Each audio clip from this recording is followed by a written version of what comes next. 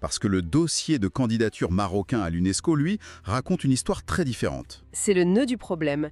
Le dossier officiel marocain soutient que le caftan est présent au Maroc bien avant, dès l'époque des dynasties almohades et mérinides. Donc entre le XIIe et le XVe siècle. C'est ça.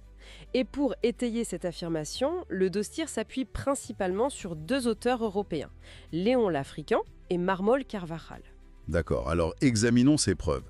Si on se met dans la peau du critique Mohamed Doumir, que trouve-t-on en lisant Léon l'Africain? On trouve du vide.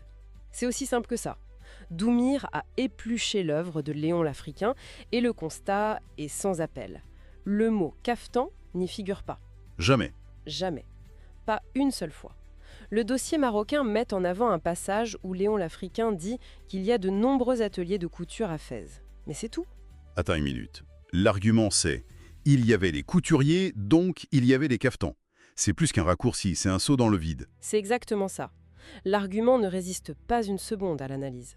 On pourrait dire ça de n'importe quelle grande ville de l'époque qui avait une industrie textile. Bien sûr. On se dit donc que la deuxième source, Marmol Carvajal, doit être le pilier de la démonstration. Et là, effectivement, le mot caftan apparaît. Ah, ok. Une seule fois, dans tout l'ouvrage. Mais le contexte est absolument crucial. Marmol décrit une scène qui se passe en 1571.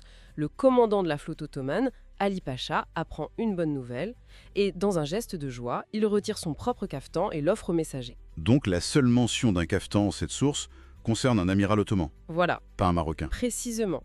La source mentionne un caftan ottoman, dans un contexte ottoman.